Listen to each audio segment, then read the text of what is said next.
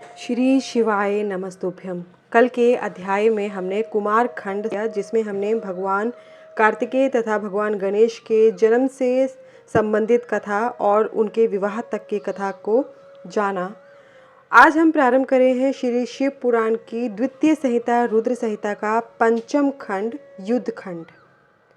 नारद जी ने कहा, पिताजी, जो गणेश और स्वामी कार्तिक की उत्तम कथाओं से ओतप्रोत तथा आनंद प्रदान करने वाला है, भगवान शंकर के गृहस्थ संबंधी उस उत्तम चरित्र को हमने सुन लिया।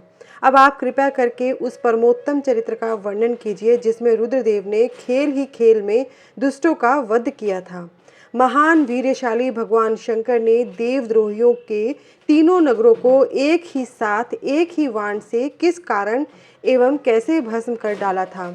भगवान जिनके भाल में बाल चंद्रमा सुशोभित हैं तथा जो सदा माया के साथ विहार करने वाले हैं, उन भगवान शंकर का चरित्र तो देवऋषियों को आनंद प्रदान करने वाला है।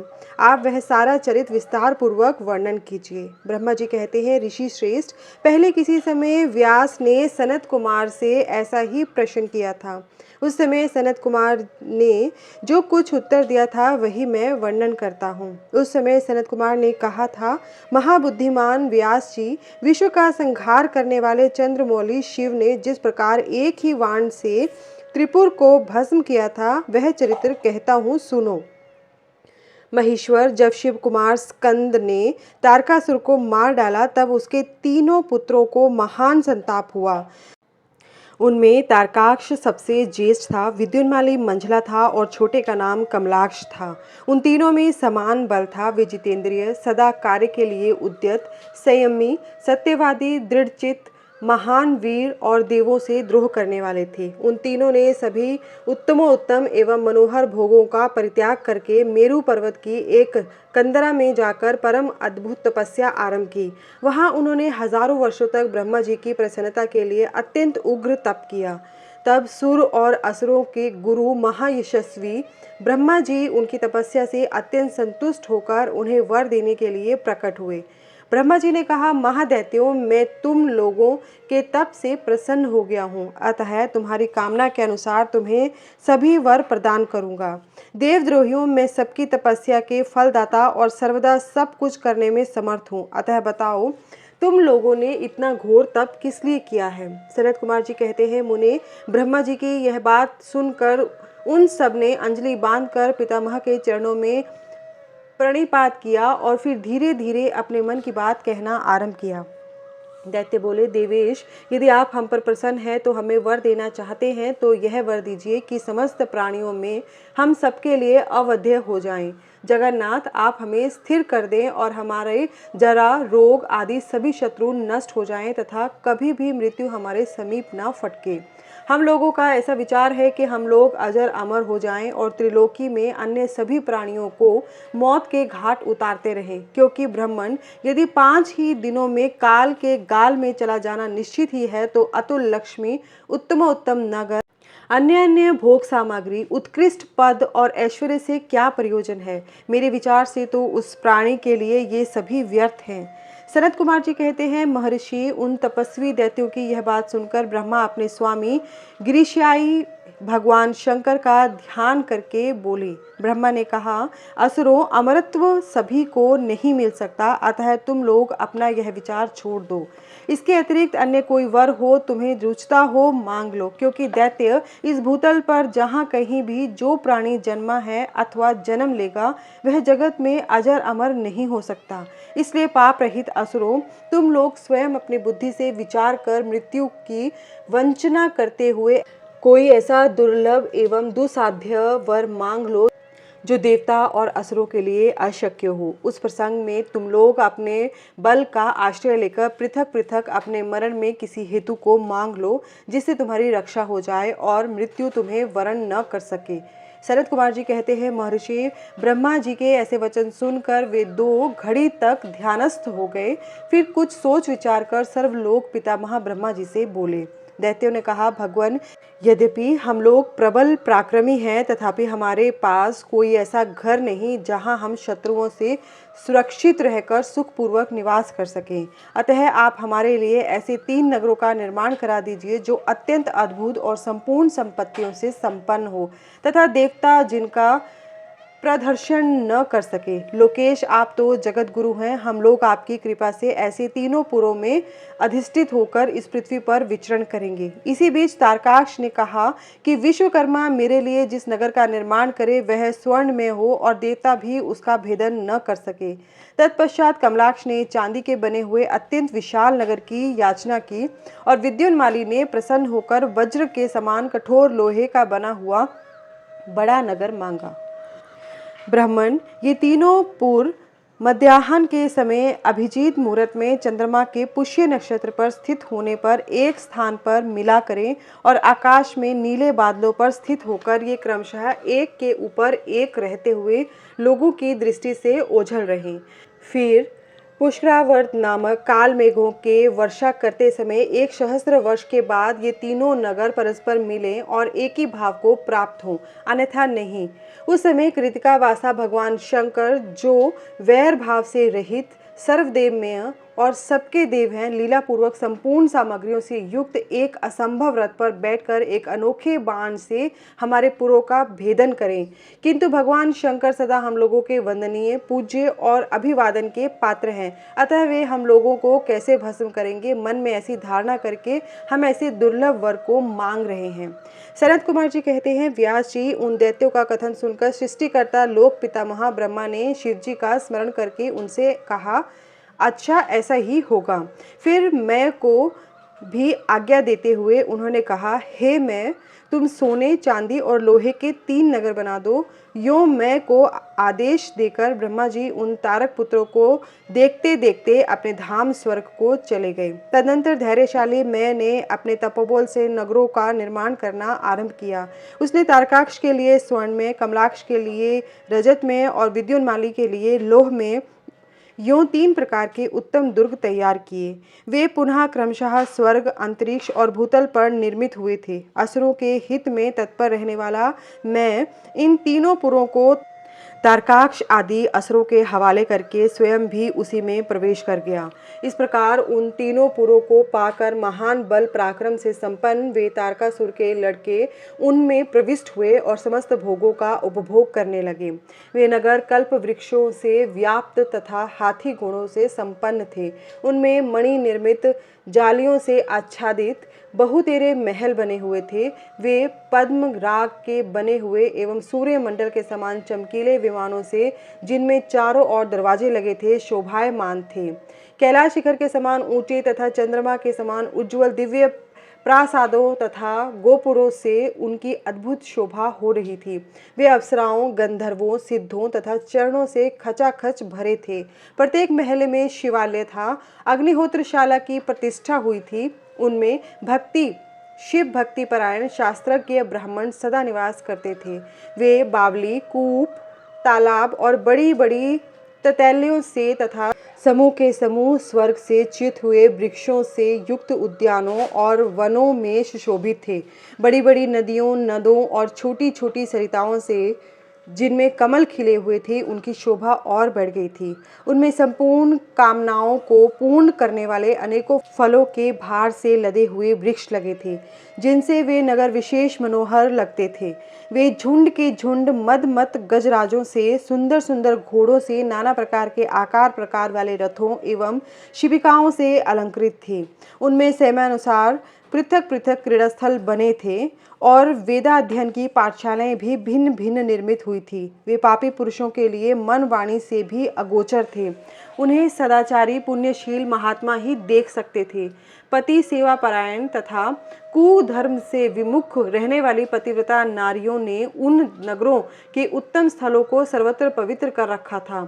उनमें महाभाग शूरवीर दैत्य और श्रुति समृद्धि के अर्थ के तत्वज्ञ एवं स्वधर्म परायण ब्राह्मण अपनी स्त्रियों तथा पुरुषों के साथ निवास करते थे। उनमें मैं द्वारा सुरक्षित ऐसे सुदृढ़ पराक्रमी वीर भरे हुए थे, जिनके केश नील कमल के समान नीले और घुंघराले थे। वे सभी सुशिक्षित थे, जिससे उनमें सदा युद्ध की लालसा भरी रहती थी। वे बड़े बड़े समरों में प्रेम करने वाले थे। ब्रह्मा और शिव का पूजन करने से उनके पराक्रम विशुद्ध थे। वे सूर्य, मरुदगण और महेंद्र के समान बली थे और देवताओं के मथन करने वाले थे। वेदों, शास्त्रों और पुराणों में जिन जिन धर्मों का वर्णन किया गया है, वे सभी धर्म और शिव के प्रेमी देवता वहां चारों ओर व्याप्त थे। उन नगरों में प्रवेश करके वे दैत्य सदा शिव भक्ति निरत होकर सारी त्रिलोकी को बाधित करके विशाल राज्य का उपभोग करने लगे। मुनि, इस प्रकार वहां निवास करने वाले उन पुण्यात्माओं के सुख एवं प्रीतिपूर्वक उत्तम राज्य का पालन करते हुए बहुत लंबा काल व्यतीत हो गया। सनत कुमार जी कहते हैं, महर्षि, तदनंतर तारक पुत्रों के प्रभाव से दग्ध हुए इंद्र आदि सभी देवता दुखी हो परस्पर सलाह करके ब्रह्मा जी की शरण में गए। वहां संपूर्ण देवताओं ने दीन होकर प्रेम पूर्वक पितामह को प्रणाम किया और अवसर देकर उनसे अपना दुखड़ा सुनाते हुए कहा। देवता बोले, धातः त्रिपुरों के स्वामी तारक पुत्रों ने तथा मयासुर ने समस्त स्वर्गवासियों को संतप्त कर दिया है। ब्राह्मण, इसलिए हम लोग दुखी होकर आपकी शरण में आए हैं। आप उनके वध का कोई उपाय कीजिए, जिससे हम लोग सुख से रह सकें। ब्रह्मा जी कहते हैं, देवगणों, तुम्हें उन दानवों से विशेष भय नहीं करना चाहिए। मैं उनके वध का उपाय बतलाता हूँ। भगवान शिव तुम्हारा कल्याण करेंगे। मैंने ही इन दैत्यों को बढ़ाया है, अतः मेरे हाथों इनका वध होना उचित नहीं। साथ ही त्रिपुर में इनका पुण्य भी वृद्धिगत होता रहेगा। अतः इंद्र सहित सभी देवता शिव जी से प्रार्थना करें। वे सर्वाधीश यदि प्रसन्न हो जाएंगे तो वे ही तुम लोगों का कार्य पूर्ण करेंगे। सनत कुमार जी कहते हैं, व्यास जी ब्रह्मा जी की यह वाणी सुनकर इंद्र सहित सभी देवता दुखी हो उस स्थान पर गए जहाँ वृषभ ध्वज शिव आसीन थे। तब उन सब ने अंजलि बांधकर देवेश्वर शिव को भक्ति पूर्वक प्रणाम किया और कंधा झुकाकर लोकों के कल्याणकर्ता शंकर का स्तवन किया। मुने, इस प्रकार नाना प्रकार के दिव्य स्तोत्रों द्वारा त्रिशूलधारी परमेश्वर की स्तुति करके सर्वार्थ साधन में निपुण इंद्र आदि देवताओं ने दीन भाव से कंधा झुकाए हुए हाथ जोड़कर प्रस्तुत स्वार्थ को निवेदन करना आरंभ किया। देवताओं ने कहा, महादेव, तारक के पुत्र तीनों भाइयों ने मिलकर इंद्र सहित समस्त देवताओं को परास्त कर दिया है। भगवान, उन्होंने त्रिलोकी को तथा मुनीश्वरों को अपने अधीन कर लिया है। संपूर्ण सिद्ध स्थानों को नष्ट भ्रष्ट करके सारे जगत को उत्पीड़ित कर रखा है। वे दारुण दैत्य समस्त यज्ञ भागों को स्वयं ग्रहण करते हैं। उन्होंने ऋषि धर्म का निवारण करके अधर्म का विस्तार कर रखा है। शंकर, निश्चय ही वे तारक पुत्र समस्त प्राणियों के लिए अवध्य हैं, इसलिए वे स्वेच्छानुसार सभी कार्य करते रहते हैं। प्रभु, ये त्रिपुर निवासी दारुण दैत्य जब तक जगत का विनाश न कर डाले, उसके पहले ही आप किसी ऐसी नीति का विधान करें जिससे इनकी रक्षा हो सके। शरद कुमार जी कहते हैं, मुने, यों भाषण करते हुए उन स्वर्गवासी इंद्रादि देवों की बात सुनकर शिवजी उत्तर देते हुए बोले। शिवजी ने कहा, देवगण, इस समय वे त्रिपुराधीश महान पुण्य कार्यों में लगे हुए हैं तथा ऐसा नियम है कि जो पुण्यात्मा हो उस पर विद्वानों को किसी प्रकार भी प्रहार नहीं करना चाहिए। मैं देवताओं के सारे महान कष्टों को जानता हूँ, फिर भी वे दैत्य बड़े प्रबल हैं, अतः देवता और असुर मिलकर भी उनका वध नहीं कर सकते। वे तारक पुत्र सबके सब पुण्य संपन्न हैं, इसलिए उन सभी त्रिपुर वासियों का वध दुस्साध्य है। यद्यपि मैं रणकर्कश हूँ, तथापि जानबूझकर मैं मित्रद्रोह कैसे कर सकता हूँ? क्योंकि पहले किसी समय ब्रह्मा जी ने कहा था कि मित्रद्रोह से बढ़कर दूसरा कोई बड़ा पाप नहीं है। सत्पुरुषों ने ब्रह्म हत्यारे, शराबी, चोर तथा व्रत भंग करने वाले के लिए प्रायश्चित का विधान किया है, परंतु कृतघ्न के उद्धार का कोई उपाय नहीं है। देवताओं, तुम लोग भी जो धर्मज्ञ हो, अतः धर्म दृष्टि से विचार कर तुम ही बताओ कि जब वे दैत्य मेरे भक्त हैं तब मैं उन्हें कैसे मार सकता हूँ। इसलिए अमरो, जब तक वे दैत्य मेरी भक्ति में तत्पर हैं तब तक उनका वध असंभव है। तथापि तुम लोग विष्णु के पास जाकर उनसे यह कारण निवेदन करो। तदनंतर देवगण भगवान विष्णु के समीप गए और उनके द्वारा ऐसी व्यवस्था की गई कि जिससे वे असुर शैव सनातन धर्म से विमुख होकर सर्वथा अनाचार परायण हो गए। वैदिक धर्म का नाश होने से वहाँ स्त्रियों ने पातिव्रत धर्म छोड़ दिया, पुरुष इंद्रियों के वश में हो गए। यों स्त्री पुरुष सभी दुराचारी हो गए। देव आराधन, श्राद्ध, यज्ञ, व्रत, तीर्थ, शिव, विष्णु, सूर्य, गणेश आदि का पूजन, स्नान, दान आदि सभी शुभ आचरण नष्ट हो गए। तब माया तथा अलक्ष्मी उन पुरों में जा पहुंची। तब से प्राप्त लक्ष्मी वहां से चली गई। इस प्रकार वहां अधर्म का विस्तार हो गया। मुने, तब शिवेच्छा से भाइयों सहित उस दैत्य राज की तथा मैं की भी शक्ति कुंठित हो गई। व्यास जी ने पूछा, सनत कुमार जी, जब भाइयों तथा पूर्ववासियों सहित उस दैत्य राज की बुद्धि विशेष रूप से मोहाच्छन्न हो गई, तब उसके बाद कौन सी घटना घटी? विभो, वह सारा वृतांत वर्णन कीजिए। सनत कुमार जी ने कहा, महर्षि, जब तीनों पुरों की पूर्वोक्त दशा हो गई, दैत्यों ने शिवार्चन का परित्याग कर दिया, संपूर्ण स्त्री धर्म नष्ट हो गया और चारों ओर दुराचार फैल गया, तब भगवान विष्णु और ब्रह्मा के साथ सब देवता कैलाश पर्वत पर गए और सुंदर शब्दों से शिव की स्तुति करने लगे। महेश्वर देव, आप परमोत्कृष्ट आत्म बल से संपन्न हैं। आप ही सृष्टि के कर्ता ब्रह्मा, पालक विष्णु और संहर्ता रुद्र हैं। पर ब्रह्म स्वरूप आपको नमस्कार है। यो महादेव जी का स्तवन करके देवों ने उन्हें साष्टांग प्रणाम किया। फिर भगवान विष्णु ने जल में खड़े होकर अपने स्वामी परमेश्वर शिव का मन ही मन स्मरण करके तन्मय हो दक्षिणामूर्ति के द्वारा प्रकटित रुद्र मंत्र का 1.5 करोड़ की संख्या का जप किया। तब तक सभी देवता उन महेश्वर में मन लगाकर यूं उनकी स्तुति करते रहे। देवों ने कहा, प्रभु, आप समस्त प्राणियों के आत्म स्वरूप कल्याणकर्ता और भक्तों की पीड़ा हरने वाले हैं। आपके गले में नीला चिन्ह है जिसे आप नीलकंठ कहलाते हैं।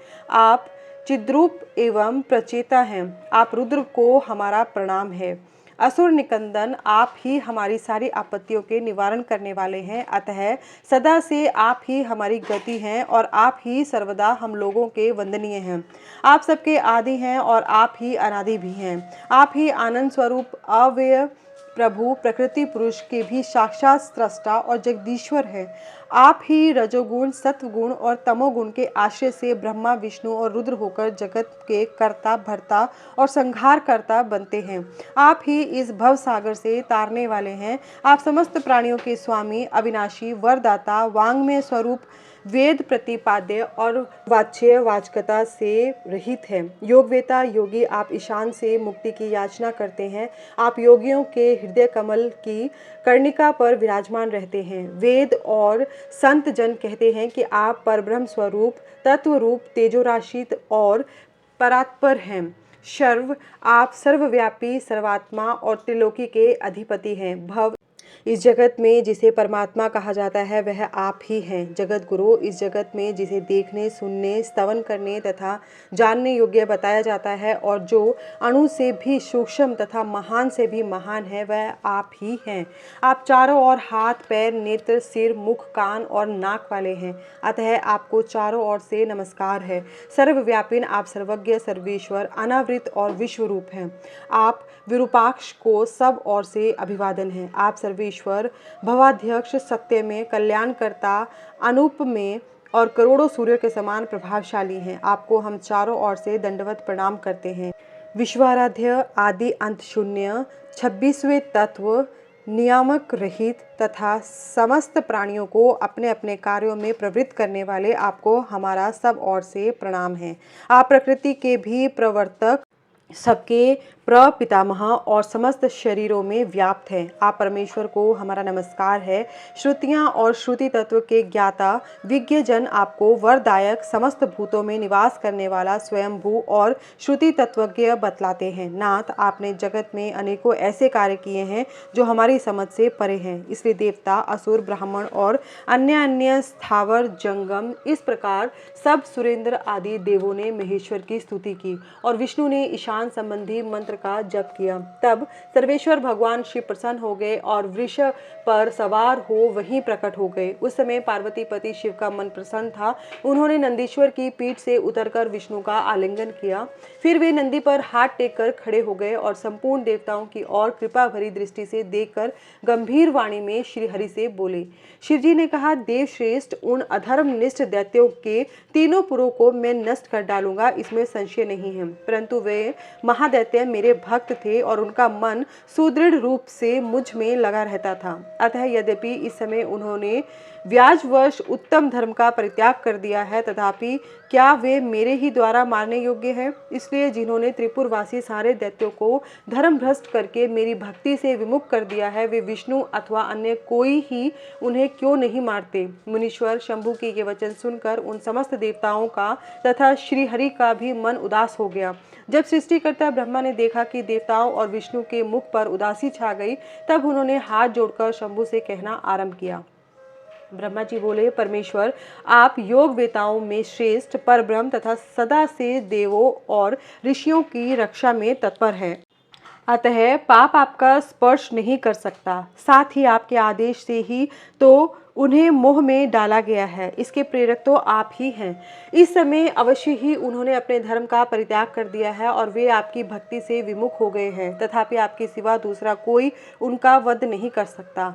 देवों और ऋषियों के प्राण रक्षक महादेव, साधुओं की रक्षा के लिए आपके द्वारा उन म्लेच्छों का वध उचित है। आप तो राजा हैं, अतः राजा को धर्मानुसार पापियों का वध करने से पाप नहीं लगता। इसलिए इस कांटे को उखाड़कर साधु ब्राह्मणों की रक्षा कीजिए। राजा यदि अपने राज्य तथा सर्वलोकाधिपत्य को स्थिर रखना चाहता हो तो उसे अपने राज्य में एवं अन्यत्र भी ऐसा ही व्यवहार करना चाहिए। इसलिए आप देवगणों की रक्षा के लिए उद्यत हो जाइए, विलंब मत कीजिए। देव देवेश, बड़े बड़े मुनीश्वर, यज्ञ, संपूर्ण वेद शास्त्र, मैं और विष्णु भी निश्चय ही आपकी प्रजा हैं। प्रभो, आप देवताओं के सार्वभौम सम्राट हैं। ये श्रीहरि आदि देवगण तथा सारा जगत आपके ही कुटुंब है। अजन्मा देव श्रीहरि आपके युवराज है और मैं ब्रह्मा आपका पुरोहित हूँ तथा आपकी आज्ञा का पालन करने वाले शक्र राज कार्य संभालने वाले मंत्री हैं। सर्वेश अन्य देवता भी आपके शासन के नियंत्रण में रहकर सदा अपने अपने कार्य में तत्पर रहते हैं। अतः यह बिल्कुल सत्य है। शरद कुमार जी कहते हैं, व्यास जी, ब्रह्मा की यह बात सुनकर सुरपालक परमेश्वर शिव का मन प्रसन्न हो गया। तब उन्होंने ब्रह्मा जी से कहा। शिव ने कहा, ब्राह्मण, यदि आप मुझे देवताओं का सम्राट बतला रहे हैं तो मेरे पास उस पद के योग्य कोई ऐसी सामग्री तो है नहीं जिससे मैं उस पद को ग्रहण कर सकूं, क्योंकि न तो मेरे पास कोई महान दिव्य रथ है, न उसके उपयुक्त सारथी हैं और न संग्राम में विजय दिलाने वाले वैसे धनुष बाण ही हैं कि जिन्हें लेकर मैं मनोयोग पूर्वक संग्राम में उन प्रबल दैत्यों का वध कर सकूं। यो कहकर वे चुप हो गए, परंतु शिवजी को शीघ्र प्रस्तुत होते न देखकर समस्त देवता, कश्यप आदि ऋषि अत्यंत व्याकुल और दुखी हो गए। तब भगवान हरि ने उनसे कहा। भगवान विष्णु बोले, देवों तथा मुनियों, तुम लोग क्यों दुखी हो रहे हो? तुम्हें अपने सारे दुख का परित्याग कर देना चाहिए। अब तुम सब लोग आदर पूर्वक मेरी बात सुनो। देवगण, तुम्ही लोग विचार करो कि महान पुरुषों की आराधना सुख साध्य नहीं होती। मैंने ऐसा सुना है कि महदाराधन से पहले महान कष्ट झेलना पड़ता है। पीछे भक्त की दृढ़ता देखकर इष्ट देव अवश्य प्रसन्न होते हैं, परंतु शिव तो समस्त गणों के अध्यक्ष तथा परमेश्वर हैं। ये तो आशुतोष ही ठहरे। अतः पहले ओम का उच्चारण करके फिर नमः का प्रयोग करे, फिर शिवाय कहकर 2 बार शुभम का उच्चारण करे, उसके बाद 2 बार कुरु का प्रयोग करके फिर शिवाय नमः ओम जोड़ दें। ऐसा करने से ओम नमः शिवाय शुभम शुभम कुरु कुरु शिवाय नमः ओम, यह मंत्र बनता है। बुद्धि विशारदों, यदि तुम लोग शिव की प्रसन्नता के लिए इस मंत्र का पुनः 1 करोड़ जप करोगे तो शिवजी अवश्य तुम्हारा कार्य पूर्ण करेंगे। मुने प्रभावशाली श्रीहरि ने जब यों कहा, तब सभी देवता पुनः शिव आराधन में लग गए। तत्पश्चात श्रीहरि भी देवों तथा मुनियों के कार्य की सिद्धि हेतु शिव में मन लगाकर विशेष रूप से विधि पूर्वक जप में तत्पर हो गए। मुनिश्रेष्ठ, इधर देवगण धैर्य संपन्न हो बारंबार शिव शिव यों उच्चारण करते हुए 1 करोड़ जप करके सामने खड़े हो गए। इसी समय स्वयं साक्षात शिव पूर्वोक्त स्वरूप धारण करके प्रकट हो गए और यूं कहने लगे। श्री शिवजी बोले, हरे ब्राह्मण, देवगण तथा उत्तम व्रत का पालन करने वाले मुनियों, मैं तुम लोगों के इस जप से प्रसन्न हो गया हूँ। अतः अब तुम लोग अपना मनोवांछित वर मांग लो। देवताओं ने कहा, देवादिदेव कल्याणकर्ता जगदीश्वर, यदि आप हम पर प्रसन्न हैं तो देवों की विकलता का विचार करके शीघ्र ही त्रिपुर का संहार कर दीजिए। परमेश्वर, आप दीन बंधु तथा कृपा की खान हैं। आपने ही सदा से हम देवताओं की बारंबार विपत्तियों से रक्षा की है, अतः इस समय भी आप हमारी रक्षा कीजिए। सनत कुमार जी कहते हैं, ब्राह्मण तब ब्रह्मा और विष्णु सहित देवों की वह बात सुनकर शिवजी मन ही मन प्रसन्न हुए और पुनः इस प्रकार बोले।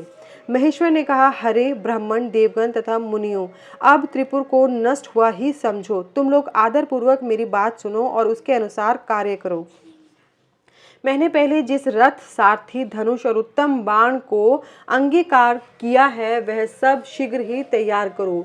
विष्णु तथा विधे, निश्चय ही तुम दोनों त्रिलोकी के अधिपति हो, इसलिए तुम्हें चाहिए कि मेरे लिए प्रयत्न पूर्वक सम्राट के योग्य सारा उपकरण प्रस्तुत कर दो।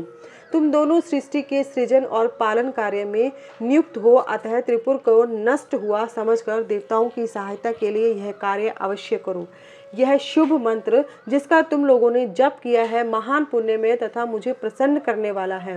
यह भुक्ति मुक्ति का दाता, संपूर्ण कामनाओं का पूरक और शिव भक्तों के लिए आनंदप्रद है।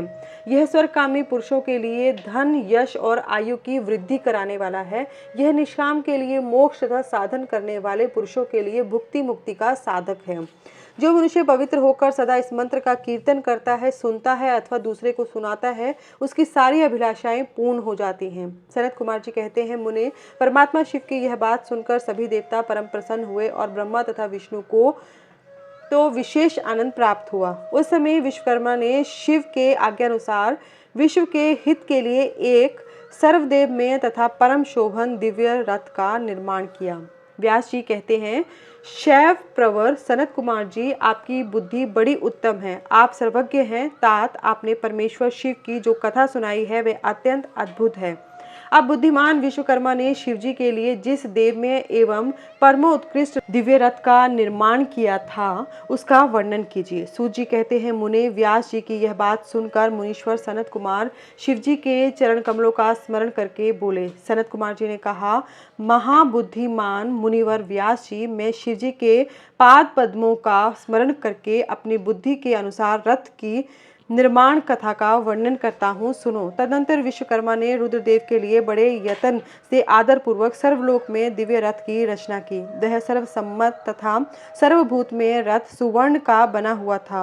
उसके दाहिने चक्र में सूर्य और वाम चक्र में चंद्रमा विराजमान थे। दाहिने चक्र में 12 अरे लगे हुए थे, जिनमें 12 सूर्य प्रतिष्ठित थे, और बायां पहिया 16 अरों से युक्त था, जिनमें चंद्रमा की 16 कलाएं विराजमान थी। उत्तम व्रत का पालन करने वाले विप्रेंद्र, अश्विनी आदि सभी 2700 नक्षत्र भी उस वाम चक्र की ही शोभा बढ़ा रहे थे। विप्र श्रेष्ठ 6 ऋतुएं उन दोनों पहियों की नेमी बनी।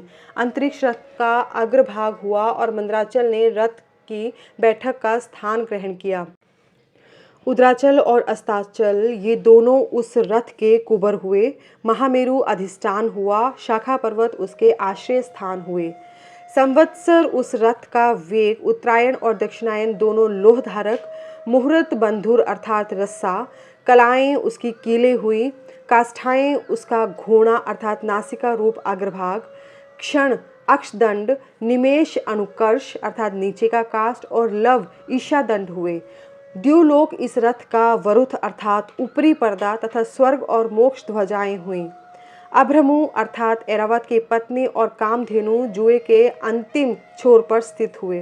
अव्यक्त अर्थात प्रकृति उसका ईशादंड, बुद्धि नड़वल, अहंकार कोना और पंच महाभूत उसका बल थे। मुनिश्रेष्ठ इंद्रियां उसे चारों ओर से विभूषित कर रही थी और श्रद्धा उस रथ की चाल थी। उस समय वेदों के 6 अंग ही उसके भूषण और पुराण, न्याय, मीमांसा तथा धर्मशास्त्र उपभूषण हुए।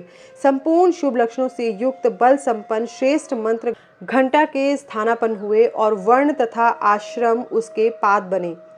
शस्त्र फणों से सुशोभित शेषनाग बंधन रज्जु हुए और दिशाएं तथा उपदिशाएं उसके पाद बने।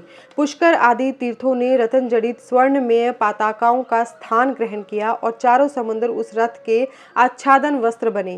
गंगा आदि सभी श्रेष्ठ सरिताओं ने सुंदरी स्त्रियों का रूप धारण किया और समस्त आभूषणों से विभूषित हो रथ में चंवर ले यत्र तत्र स्थित होकर वे रथ की शोभा बढ़ाने लगी। आवह आदि 7 वायु ने स्वर्ण में उत्तम सोपान का काम संभाला। लोकालोक पर्वत उसके चारों ओर का उपसोपान और मानस आदि सरोवर उसके सुंदर बाहरी विषम स्थान हुए। सारे वर्षाचल उसके चारों ओर के पाश बने और नीचे के लोकों के निवासी उस रथ का तल भाग हुए। देवादिदेव भगवान ब्रह्मा लगाम पकड़ने वाले सारथी हुए और ब्रह्मदैवत ओमकार उस ब्रह्मदेव का चाबुक हुआ। अकार ने विशाल छत्र का रूप धारण किया। मंदराचल पाशर भाग का दंड हुआ। शैलराज हिमालय धनुष और स्वयं नागराज शेष उसकी प्रत्यंचा बने। श्रुति रूपनी सरस्वती देवी उस धनुष की घंटा हुई और महातेजस्वी विष्णु बाण तथा अग्नि उस बाण के नोक बने। मुने चारों वेद उस रथ में जुतने वाले 4 घोड़े कहे गए। इसके बाद शेष बची हुई ज्योतियां उन अश्वों के आभूषण हुई। विश्व से उत्पन्न हुई वस्तुओं ने सेना का रूप धारण किया। वायु बाजा बजाने लगी। व्यास आदि मुख्य मुख्य ऋषि वाहवाहक हुए। मुनीश्वर, अधिक कहने से क्या लाभ, मैं संक्षेप में ही बतलाता हूँ कि ब्रह्मांड में जो कुछ वस्तु थी वह सब उस रथ में विद्यमान थी। इस प्रकार बुद्धिमान विश्वकर्मा ने ब्रह्मा और विष्णु की आज्ञा से उस शुभ रथ का तथा रथ सामग्री का निर्माण किया था। सनत कुमार जी कहते हैं, महर्षि, इस प्रकार के महान दिव्य रथ में जो अनेक विध आश्चर्यों से युक्त था, वेद रूपी अश्वों को जोत कर ब्रह्मा ने उसे शिव को समर्पित कर दिया। शंभु को निवेदित करने के पश्चात जो विष्णु आदि देवों के सम्माननीय एवं त्रिशूल धारण करने वाले हैं, उन देवेश्वर की प्रार्थना करके ब्रह्मा जी उन्हें उस रथ पर चढ़ाने लगे। तब महान ऐश्वर्यशाली सर्वदेवमय शंभु रथ सामग्री से युक्त उस दिव्य रथ पर आरूढ़ हुए। उस समय ऋषि, देवता, गंधर्व, नाग, लोकपाल और ब्रह्मा विष्णु सभी उनकी स्तुति कर रहे थे। गान, विद्या विशारद अप्सराओं के गण उन्हें घेरे हुए थे। सारथी के स्थान पर ब्रह्मा को देखकर उन वरदायक शंभु की विशेष शोभा हुई। लोक की सारी वस्तुओं से कल्पित उस रथ पर शिवजी चढ़ ही रहे थे कि वेद संभूत वे घोड़े सिर के बल भूमि पर गिर पड़े। पृथ्वी में भूकंप आ गया। सारे पर्वत डगमगाने लगे। सहसा शेषनाग शिवजी का भार न सह सकने के कारण आतुर हो कांप उठे। तब उसी क्षण भगवान धरणीधर ने उठकर नंदीश्वर का रूप धारण किया और रथ के नीचे जाकर उसे ऊपर को उठाया। परंतु नंदीश्वर भी रथारूढ़ महेश के उस उत्तम तेज को सहन न कर सके। अतः उन्होंने तत्काल ही पृथ्वी पर घुटने टेक दिए।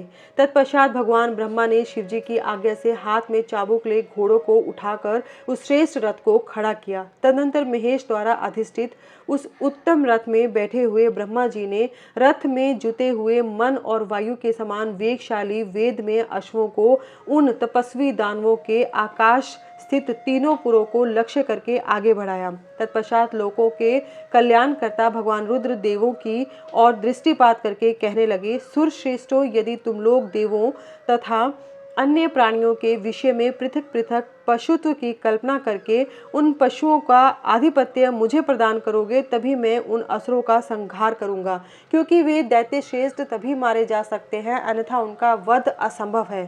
शरद कुमार जी कहते हैं, मुने, अगाध बुद्धि संपन्न देवादिदेव भगवान शंकर की यह बात सुनकर सभी देवता पशुत्व के प्रति सशंकित हो उठे, जिससे उनका मन खिन्न हो गया। तब उनके भाव को समझकर देव अंबिकापति शंभु करुणार्द्र हो गए। फिर वे हंसकर उन देवताओं से इस प्रकार बोले। शंभु ने कहा, देव श्रेष्ठों, पशुभाव प्राप्त होने पर भी तुम लोगों का पतन नहीं होगा। मैं उस पशुभाव से विमुक्त होने का उपाय बतलाता हूँ, सुनो और वैसा ही करो। समाहित मन वाले देवताओं, मैं तुम लोगों से सच्ची प्रतिज्ञा करता हूँ कि जो इस दिव्य पाशुपत व्रत का पालन करेगा वह पशुत्व से मुक्त हो जाएगा। सुर श्रेष्ठों, तुम्हारे अतिरिक्त जो अन्य प्राणी भी मेरे पाशुपत व्रत को करेंगे वे भी निसंदेह पशुत्व से छूट जाएंगे। जो नैष्ठिक ब्रह्मचर्य का पालन करते हुए 12 वर्ष तक, 6 वर्ष तक अथवा 3 वर्ष तक मेरी सेवा करेगा अथवा कराएगा, वह पशुत्व से विमुख हो जाएगा। इसलिए श्रेष्ठ देवताओं, तुम लोग भी जब इस परमोत्कृष्ट दिव्य व्रत का पालन करोगे तो उसी समय पशुत्व से मुक्त हो जाओगे, इसमें कुछ भी संशय नहीं है। शरद कुमार जी कहते हैं, महर्षि, परमात्मा महेश्वर का वचन सुनकर विष्णु और ब्रह्मा आदि देवताओं ने कहा, यथेति, बहुत अच्छा, ऐसा ही होगा। इसलिए बड़े बड़े देवता तथा असुर भगवान शंकर के पशु बने और पशुत्व रूपी पाश से विमुक्त करने वाले रुद्र पशुपति हुए। तभी से महेश्वर का पशुपति यह नाम विश्व में विख्यात हो गया। यह नाम समस्त लोकों में कल्याण प्रदान करने वाला है। उस समय संपूर्ण देवता तथा ऋषि हर्षमग्न हो जय जयकार करने लगे और देवेश्वर ब्रह्मा, विष्णु तथा अन्य अन्य प्राणी भी परमानंद मगन हो गए। उस अवसर पर महात्मा शिव का जैसा रूप प्रकट हुआ था उसका वर्णन सैकड़ों वर्षों में भी नहीं हो सकता। तदनंतर जो शिवा तथा संपूर्ण जगत के स्वामी और समस्त प्राणियों के सुख प्रदान करने वाले हैं, वह महेश्वर यों सुसज्जित होकर त्रिपुर का संहार करने के लिए प्रस्थित हुए। जिस समय देव देव महादेव त्रिपुर का विनाश करने के लिए चले, उस अवसर पर देवराज आदि सभी प्रधान प्रधान देवता भी उनके साथ प्रस्थित हुए। पर्वत के समान विशालकाय उन सुरेश्वरों का मन प्रसन्न था। वे सूर्य के समान प्रकाशित हो रहे थे। वे सभी हाथों में हल, शाल, मुसल, भुशुंडी और नाना प्रकार के पर्वत जैसे विशाल आयुधों को धारण करके हाथी, घोड़े, सिंह, रथ और बैलों पर सवार हो चल रहे थे। उस समय जिनके शरीर परम प्रकाशमान थे और मन महान उत्साह से संपन्न थे तथा जो नाना प्रकार के अस्त्र शस्त्रों से सुसज्जित थे, वे इंद्र, ब्रह्मा और विष्णु आदि देव शंभु की जय जयकार बोलते हुए महेश्वर के आगे आगे चले।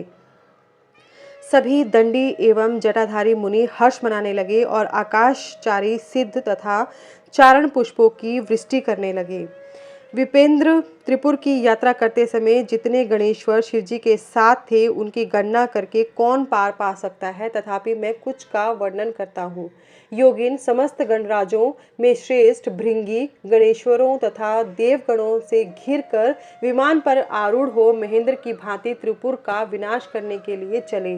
उनके साथ साथ केश, विगतवास, महाकेश, महाज्वर, सोमवल्ली, स्वर्ण, सोमप, सनक, सोमधृक, सूर्यवर्चा, सूर्यप्रेक्षणक, सूर्याक्ष, सूरीनामा, सुर, सुंदर, प्रस्कंद, कुंदर, चंड, कंपन, अतिकंपन, इंद्र, इंद्रजय, यंता, हिमकर, शताक्ष, पंचाक्ष, शस्त्राक्ष, महोदर, सतीजहु, सतास्य, रंक, कर्पूर पुतन, द्विशिख, त्रिशिख, अहंकार कारक, अजवक्त्र, अष्टवक्त्र, हयवक्त्र, अर्धवक्त्र आदि बहुत से अप्रमेय बलशाली वीर गणाध्यक्ष लक्ष्य लक्षण की परवाह न करते हुए महेश्वर को घेर कर चल रहे थे।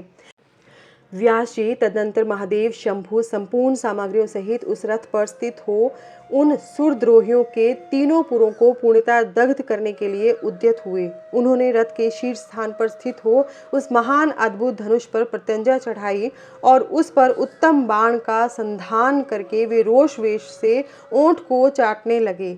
फिर धनुष की मूड़ को दृढ़ता पूर्वक पकड़कर और दृष्टि से दृष्टि मिलाकर वे वहां अचल भाव से खड़े हो गए, परंतु उनके अंगूठे के अग्रभाग में स्थित होकर गणेश निरंतर पीड़ा ही पहुंचाते रहे, जिससे वे तीनों पूर्व त्रिशूलधारी शंकर का लक्ष्य नहीं बन सके।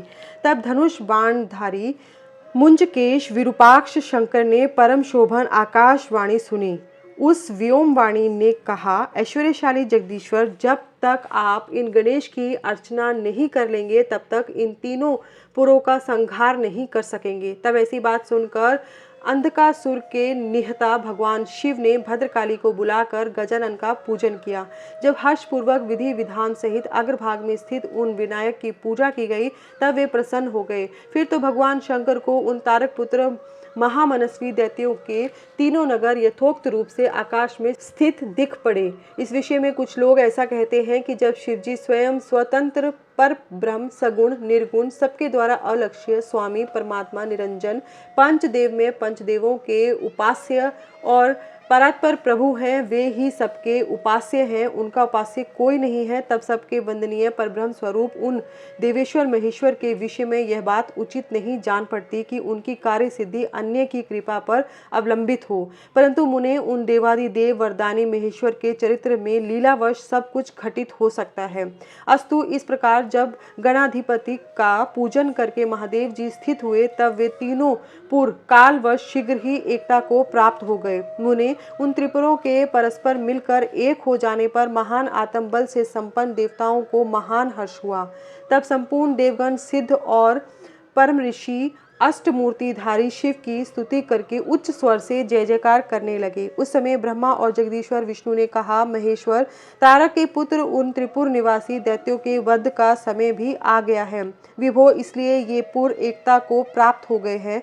अतः देवेश, जब तक ये त्रिपुर पुनः विलग हो उसके पहले ही आप बाण छोड़कर इन्हें भस्म कर डालिए और देवताओं का कार्य सिद्ध कीजिए। मुने तदनंतर शिवजी ने धनुष की डोरी चढ़ाकर उस पर पूज्य पाशुपतास्त्र नामक बाण का संधान किया। उसे वे त्रिपुर पर छोड़ने का विचार करने लगे। शंकर जी ने जिस समय अपने अद्भुत धनुष को खींचा था उस समय अभिजीत मुहूर्त चल रहा था। उन्होंने धनुष की टंकार तथा दुस्सह सिंहनाद करके अपना नाम घोषित किया और उन महासुरों को ललकार कर करोड़ों सूर्य के समान प्रकाशमान उस भीषण बाण को उन पर छोड़ दिया। तब जिसके नोक पर अग्निदेव प्रतिष्ठित थे और जो विशेष रूप से पाप का विनाशक तथा विष्णुमय था, उस महान जाज्वल्यमान शीघ्रगामी बाण ने उन त्रिपुर निवासी दैत्यों को दग्ध कर दिया।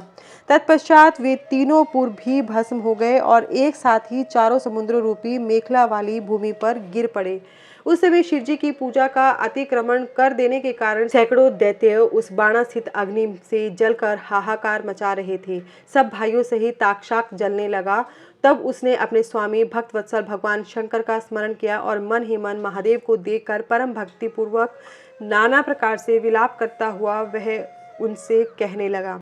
ताक्षाक्ष बोला, भव, आप हम पर प्रसन्न हैं, यह हमें ज्ञात हो गया है। इस सत्य के प्रभाव से आप फिर कब भाइयों सहित हमको दग्ध करेंगे? भगवान, जो देवता और असुरों के लिए अप्राप्य है वह आपके हाथ से मरण रूप दुर्लभ लाभ हमें प्राप्त हो गया।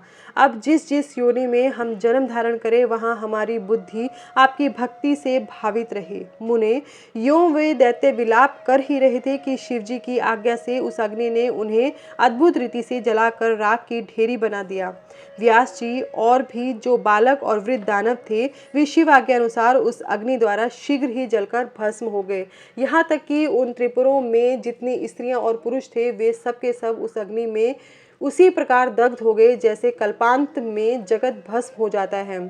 उस समय उस भीषण अग्नि से कोई भी स्थावर जंगम बिना जले नहीं बचा, किंतु असुरों का विश्वकर्मा अविनाशी मैं बच गया, क्योंकि वह देवों का अविरोधी शंभु के तेज से सुरक्षित और सद्भक्त था। विपत्ति के अवसर पर भी वह महेश्वर का शरणागत बना रहता था। जिन दैत्यों तथा अन्य प्राणियों का भाव अभाव अथवा कृत अकृत के प्राप्त होने पर नाश कारक पतन नहीं होता, वे विनाश से बचे रहते हैं। इसलिए सत्पुरुषों को अत्यंत संभावित उत्तम कर्म के लिए ही प्रयत्न करना चाहिए, क्योंकि निंदित कर्म करने से प्राणी का विनाश हो जाता है। अतः गर्हित कर्म का आचरण भूलकर भी न करें। उस समय भी जो दैत्य बंधु बांधवों सहित शिवजी की पूजा में तत्पर थे वे सब के सब शिव पूजा के प्रभाव से दूसरे जन्म में गणों के अधिपति हो गए। व्यास जी ने पूछा, महाबुद्धिमान सनत कुमार जी, आप तो ब्रह्मा के पुत्र और शिव भक्तों में श्रेष्ठ हैं, अतः आप धन्य हैं। अब यह बतलाइए कि त्रिपुर के दग्ध हो जाने पर संपूर्ण देवताओं ने क्या किया, मैं कहाँ गया और उन त्रिपुराध्यक्षों की क्या गति हुई? यदि यह वृतांत शंभु की कथा से संबंध रखने वाला हो तो वह सब विस्तार पूर्वक मुझसे वर्णन कीजिए। सूत जी कहते हैं, मुने, व्यास जी का प्रश्न सुनकर सृष्टिकर्ता ब्रह्मा के पुत्र भगवान सनत कुमार शिवजी के युगल चरणों का स्मरण करके बोले। सनत कुमार जी ने कहा, महाबुद्धिमान व्यास जी, जब महेश्वर ने दैत्यों से खचाखच भरे हुए संपूर्ण त्रिपुर को भस्म कर दिया तब सभी देवताओं को महान आश्चर्य हुआ। उस समय शंकर जी के महान भयंकर रौद्र रूप को, जो करोड़ों सूर्यों के समान प्रकाशमान और प्रलयकालीन अग्नि की भांति तेजस्वी था तथा जिसके तेज से दसों दिशाएं प्रज्वलित सी दिख रही थी, देखकर साथ ही हिमाचल पुत्री पार्वती देवी की ओर दृष्टिपात करके संपूर्ण देवता भयभीत हो गए। तब मुख्य मुख्य देवता विनम्र होकर सामने खड़े हो गए। उस अवसर पर बड़े बड़े ऋषि भी देवताओं की वाहिनी को भयभीत देखकर खड़े ही रह गए, कुछ बोल न सके। वे चारों ओर से शंभु को प्रणाम करने लगे। तत्पश्चात ब्रह्मा भी शिवजी के उस रूप को देखकर भयग्रस्त हो गए। तब उन्होंने डरे हुए विष्णु तथा देवगणों के साथ प्रसन्न मन से सावधानी पूर्वक उन गिरिजा सहित महेश्वर का, जो देवों के भी देव भव तथा हर नाम से प्रसिद्ध भक्तों के अधीन रहने वाले और त्रिपुर हंता हैं, स्तवन किया। तदनंतर सभी प्रमुख देवताओं ने भगवान शिव की स्तुति की। यो स्तुति किए जाने पर लोकों के कल्याणकर्ता शंकर भगवान प्रसन्न होकर बोले। शंकर जी ने कहा, ब्रह्मा विष्णु तथा देवगण, मैं तुम लोगों पर विशेष रूप से प्रसन्न हूँ, अतः अब तुम सभी विचार करके अपना मनोवांछित वर मांग लो। सनत कुमार जी कहते हैं, मुनिश्रेष्ठ शिव द्वारा कहे हुए वचन सुनकर सभी देवताओं का मन प्रसन्नता से खिल उठा। फिर वो बोले। देवताओं ने कहा, भगवान देव देवेश, यदि आप हम पर प्रसन्न हैं तो हम देवगणों को अपना दास समझकर वर देना चाहते हैं। तो देव सत्तम, जब जब देवताओं पर दुख की संभावना हो तब तब आप प्रकट होकर सदा उनके दुखों का विनाश करते रहें। सनत कुमार जी कहते हैं, महर्षि, जब ब्रह्मा विष्णु और देवताओं ने भगवान रुद्र से ऐसी प्रार्थना की तब वे शांत और प्रसन्न होकर एक साथ ही सबके साथ बोले, अच्छा, सदा ऐसा ही होगा। ऐसा कहकर शंकर जी ने, जो सदा देवों का दुख हरण करने वाले हैं, प्रसन्नता पूर्वक देवों को जो कुछ अभिष्ट था वह सारा का सारा उन्हें प्रदान कर दिया।